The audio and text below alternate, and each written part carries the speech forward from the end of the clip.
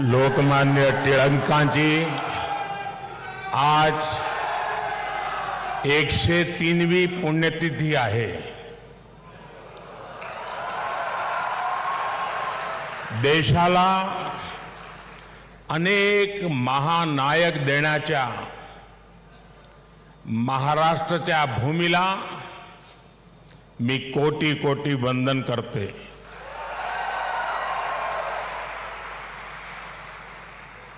कार्यक्रम में उपस्थित आदरणीय श्री शरद पवार जी, राज्यपाल श्रीमान रमेश बैस जी, महाराष्ट्र के मुख्यमंत्री श्रीमान एकनाथ शिंदे जी, उप मुख्यमंत्री श्रीमान देवेंद्र फडणवीस जी, उप मुख्यमंत्री श्रीमान अजीत पवार जी,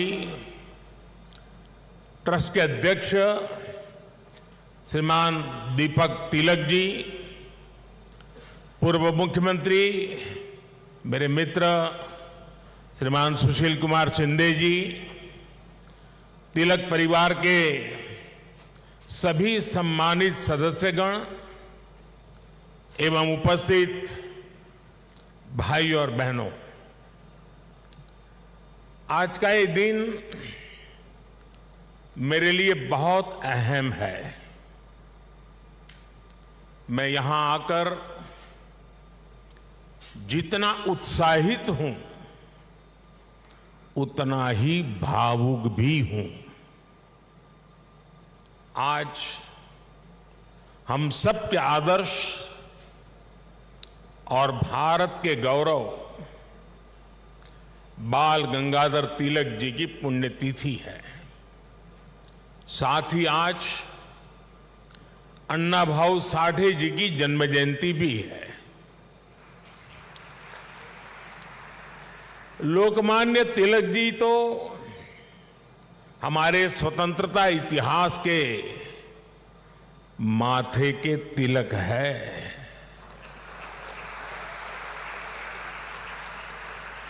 साथ ही अन्ना भाऊ ने भी समाज सुधार के लिए जो योगदान दिया वह अप्रतिम है, असाधारण है. मैं इन दोनों ही महापुरुषों के चरणों में श्रद्धापूर्वक नमन करता हूं. आज या महत्वाचा दिवशी मला पुण्याच्या या पावन भूमीवर महाराष्ट्राच्या धर्तीवर येण्याची संधी मिळाली हे माझे भाग्य आहे.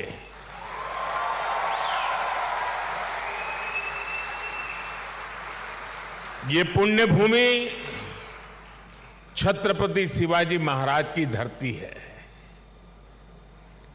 ये चाफेकर बंधुओं की पवित्र धरती है.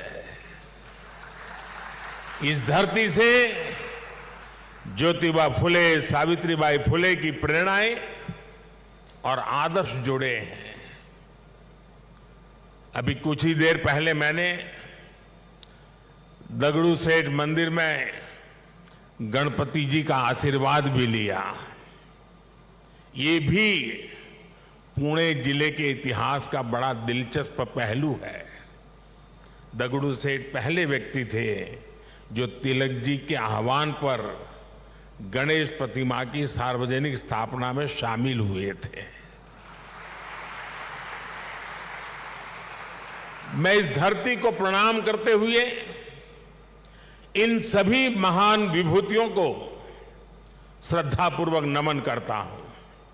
साथियों, आज पुणे में आप सबके बीच मुझे जो सम्मान मिला है ये मेरे जीवन का एक अविस्मरणीय अनुभव है. जो जगह, जो संस्था सीधे तिलक जी से जुड़ी रही हो, उसके द्वारा लोकमान्य तिलक नेशनल अवार्ड मिलना मेरे लिए सौभाग्य की बात है। मैं इस सम्मान के लिए हिंद स्वराज संघ का और आप सभी का पूरी विनम्रता के साथ हृदय से आभार व्यक्त करता हूं। और मैं ये भी कहना चाहूंगा, अगर ऊपर ऊपर से थोड़ा नजर करें तो हमारे देश में काशी और पुणे दोनों की एक विशेष पहचान है। विद्वत्ता यहां पर चिरंजीव है, अमरत्व को प्राप्त हुई है।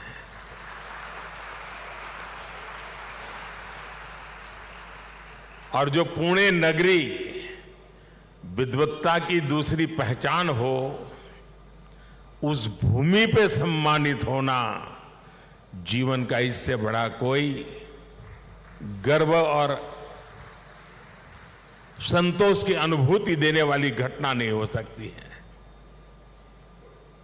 लेकिन साथियों, जब कोई अवार्ड मिलता है तो उसके साथ ही हमारी जिम्मेदारी भी बढ़ जाती है। आज जब उस अवार्ड से तिलक जी का नाम जुड़ा हुआ हो तो दायित्व बोध और भी कई गुना बढ़ जाता है। मैं लोकमान्य तिलक नेशनल अवार्ड को 140 करोड़ देशवासियों के चरणों में समर्पित करता हूं।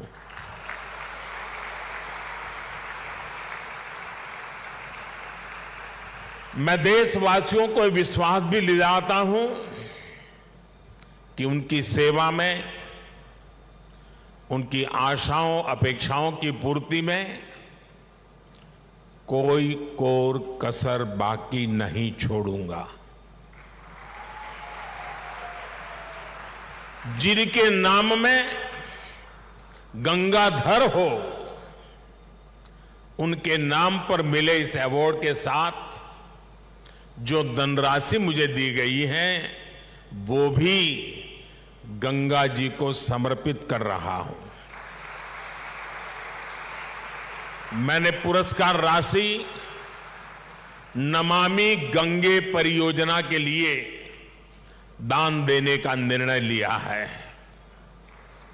साथियों, भारत की आजादी में लोकमान्य तिलक की भूमिका को, उनके योगदान को कुछ घटनाओं और शब्दों में नहीं समेटा जा सकता है।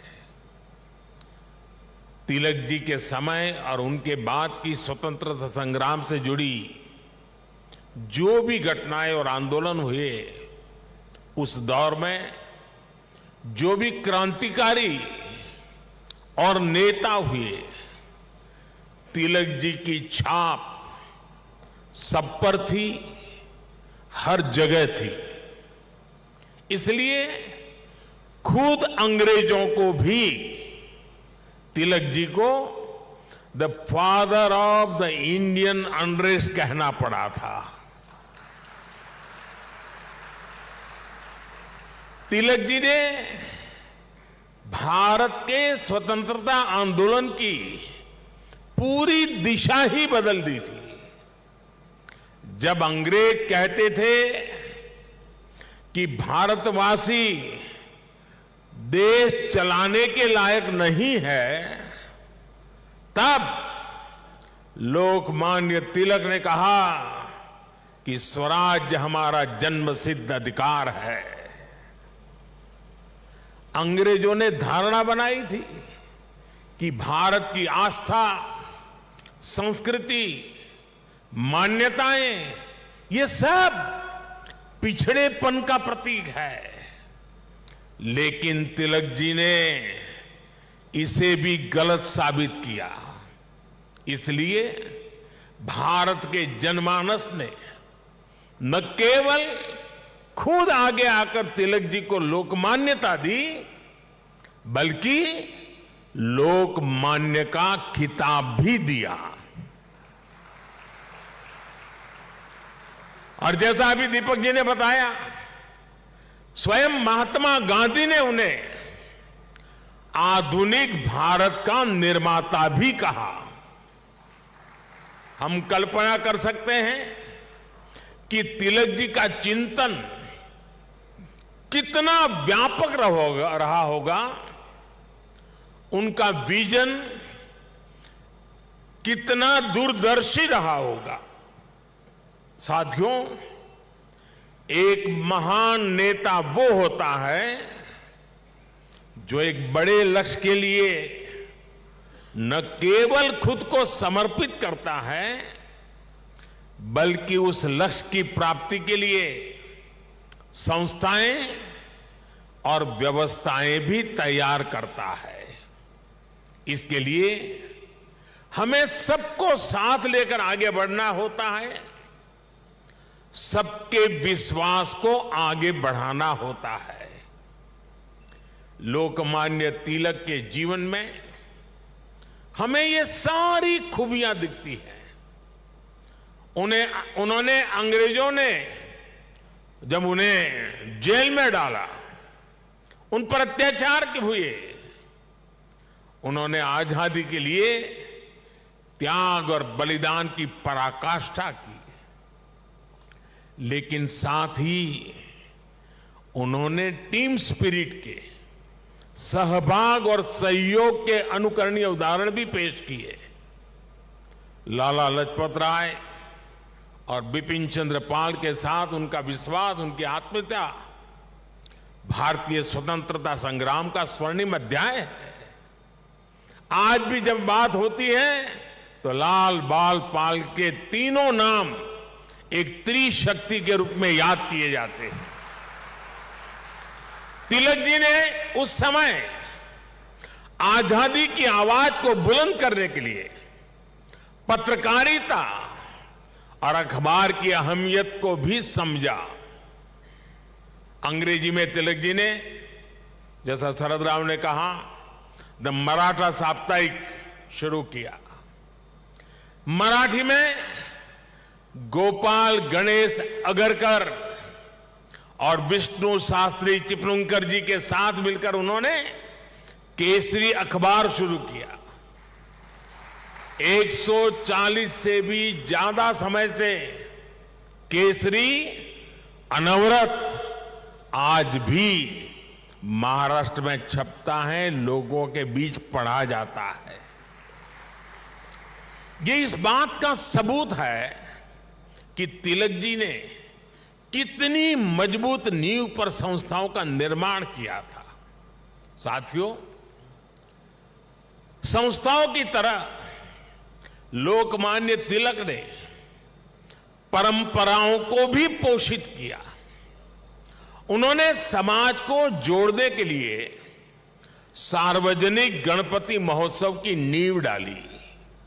उन्होंने छत्रपति शिवाजी महाराज के साहस और आदर्शों की ऊर्जा से समाज को भरने के लिए शिव जयंती का आयोजन शुरू किया।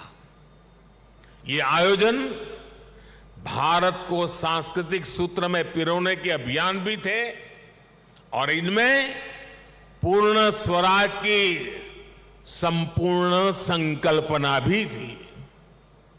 यही भारत की समाज व्यवस्था की खासियत रही है। भारत ने हमेशा ऐसे नेतृत्व को जन्म दिया है जिसने आजादी जैसे बड़े लक्ष्यों के लिए भी संघर्ष किया और सामाजिक बुराइयों के खिलाफ नई दिशा भी दिखाई। आज की युवा पीढ़ी के लिए यह बहुत बड़ी सीख है।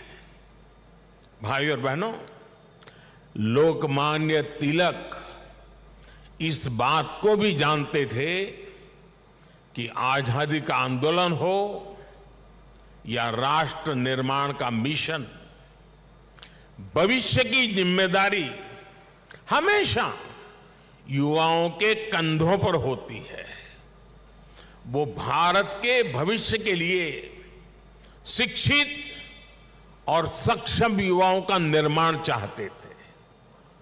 लोकमान्य में युवाओं की प्रतिभा पहचानने की जो दिव्य दृष्टि थी, इसका एक उदाहरण हमें वीर सावरकर से जुड़े घटनाक्रम में मिलता है।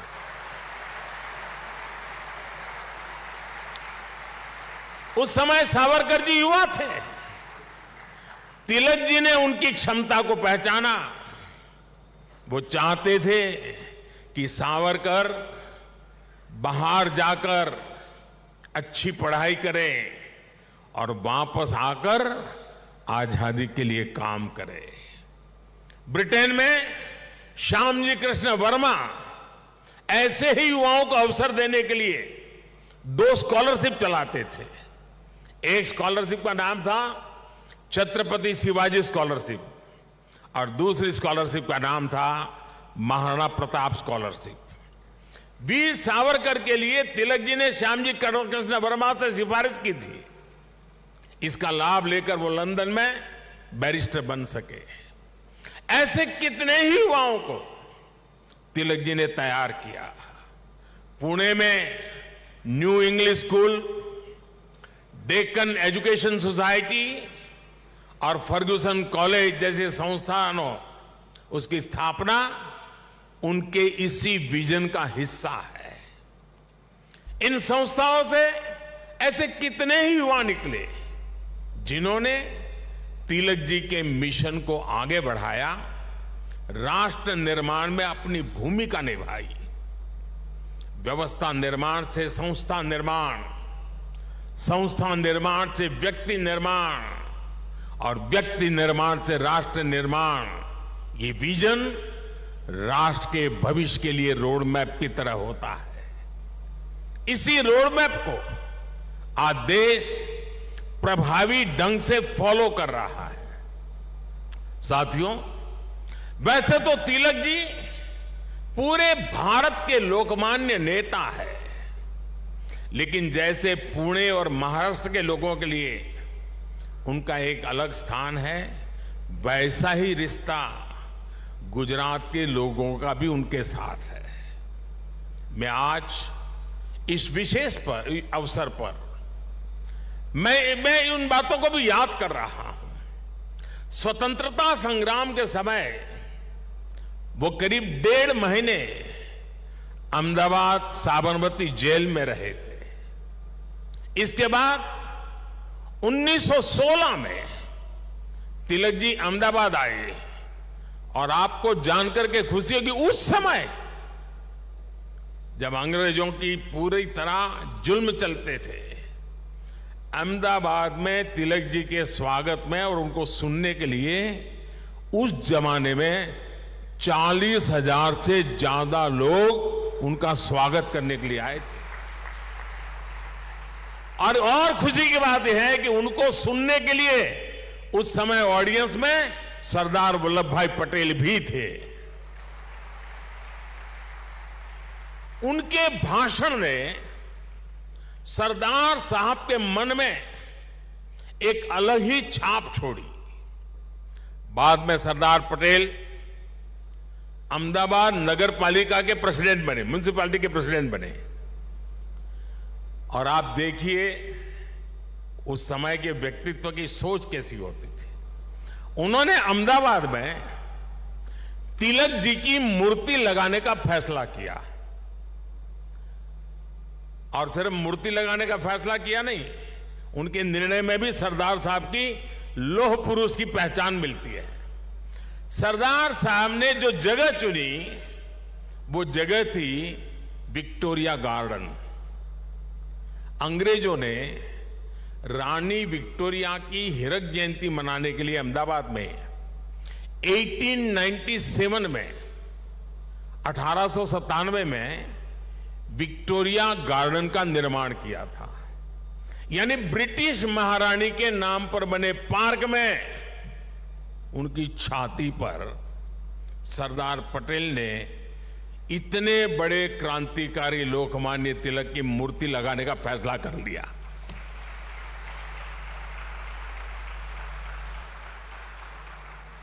और उस समय सरदार साहब पर इसके खिलाफ कितना ही दबाव पड़ा, उन्हें रोकने की कोशिश हुई, लेकिन सरदार तो सरदार थे। सरदार ने कह दिया वो अपना पद छोड़ देना पसंद करेंगे, लेकिन मूर्ति तो वहीं पर लगेगी। और वो मूर्ति बनी और 1929 में उसका लोकार्पण महात्मा गांधी ने किया। अहमदाबाद में रहते हुए मुझे कितनी ही बार उस पवित्र स्थान पर जाने का मौका मिला है और तिलक जी की प्रतिमा के सामने सर झुकाने का अवसर मिला है। वो एक अद्भुत मूर्ति है जिसमें तिलक जी विश्राम मुद्रा में बैठे हुए हैं। ऐसा लगता है जैसे वो स्वतंत्र भारत के उज्जवल भविष्य की ओर देख रहे हैं। आप कल्पना करिए, गुलामी के दौर में भी सरदार साहब ने अपने देश के सपूत के सम्मान में पूरी अंग्रेजी हुकूमत को चुनौती दे दी थी। और आज की स्थिति देखिए, अगर आज हम किसी एक सड़क का नाम भी किसी विदेशी आक्रांता की जगह कर बदलकर भारतीय विभूति पर रखते हैं तो कुछ लोग उस पर हल्ला मचाने लग जाते हैं।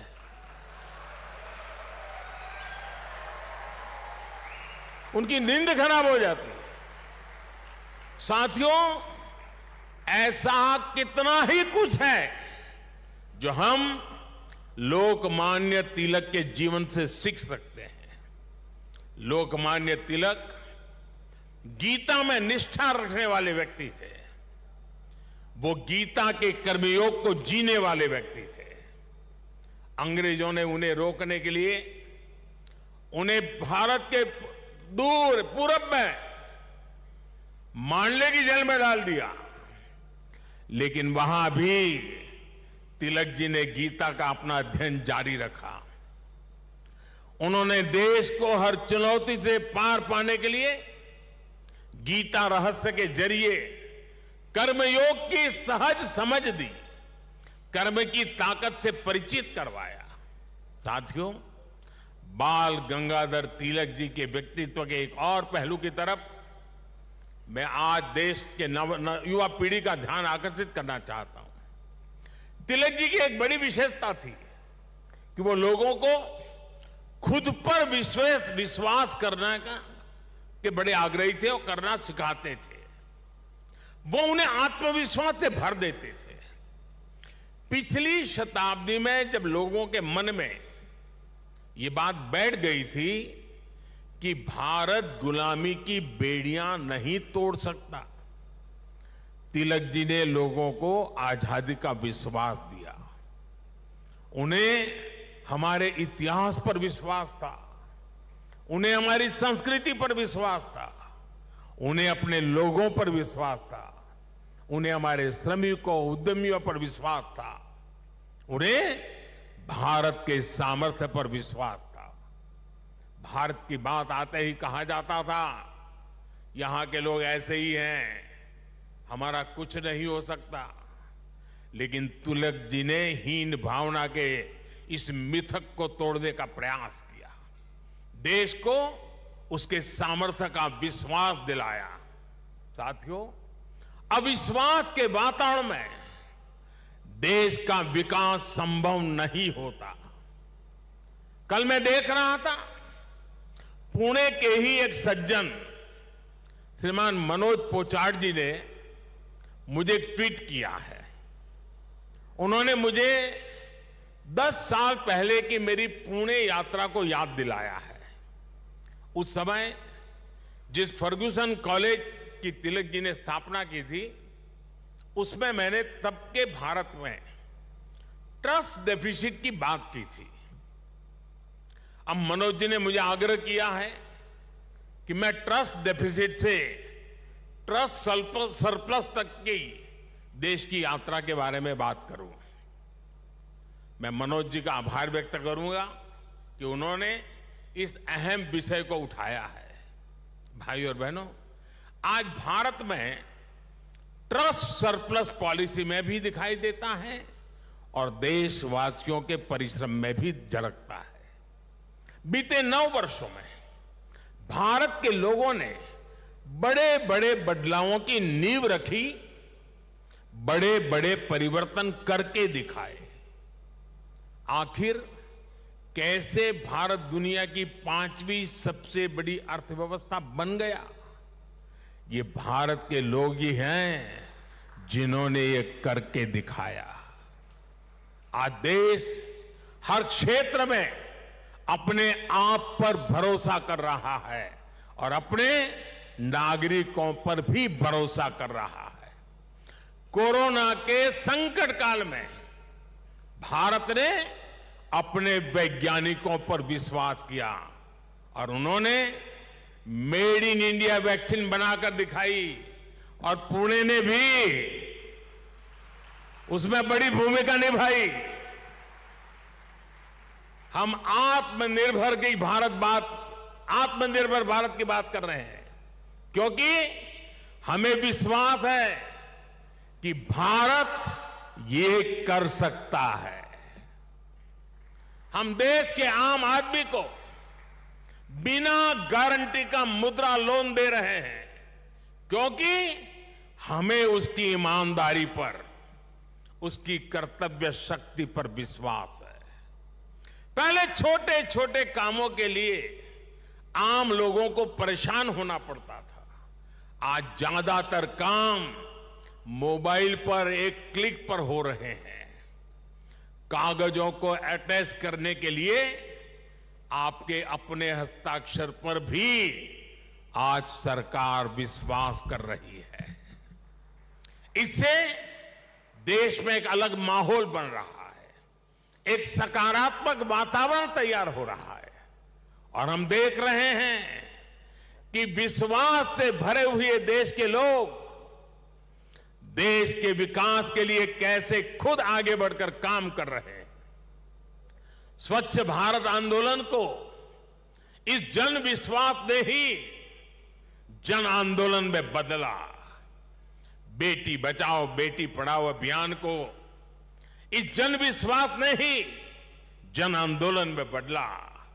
लाल किले से मेरी एक पुकार पर कि जो सक्षम हैं उन्हें गैस सब्सिडी छोड़नी चाहिए, लाखों लोगों ने गैस सब्सिडी छोड़ दी थी। कुछ समय पहले ही कई देशों का एक सर्वे हुआ था। इस सर्वे में सामने आया कि जिस देश के नागरिकों को अपनी सरकार में सबसे ज्यादा विश्वास है, उस सर्वे ने बताया उस देश का नाम भारत है। ये बदलता हुआ जनमानस, ये बढ़ता हुआ जनविश्वास भारत के जन जन की प्रगति का माध्यम बन रहा है। साथियों, आज आजादी के 75 वर्ष बाद देश अपने अमृतकाल को कर्तव्य काल के रूप में देख रहा है। हम देशवासी अपने अपने स्तर से देश के सपनों और संकल्पों को ध्यान में रखकर काम कर रहे हैं। इसलिए आज विश्व भी भारत में भविष्य देख रहा है। हमारे प्रयास आज पूरी मानवता के लिए एक आश्वासन बन रहे हैं। मैं मानता हूं कि लोकमान्य आज जहां भी उनकी आत्मा होगी वो हमें देख रहे हैं, हम पर अपना आशीर्वाद बरसा रहे हैं।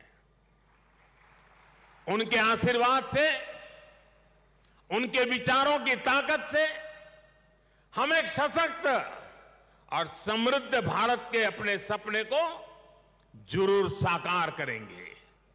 मुझे विश्वास है हिंद स्वराज संघ तिलक के आदर्शों से जन जन को जोड़ने में इसी प्रकार आगे आकर के अहम भूमिका निभाता रहेगा। मैं एक बार फिर इस सम्मान के लिए आप सभी का आभार प्रकट करता हूं। इस धरती को प्रणाम करते हुए, इस विचार को आगे बढ़ाने में जुड़े हुए सबको प्रणाम करते हुए मैं मेरी वाणी को विराम देता हूं। आप सबका बहुत बहुत धन्यवाद।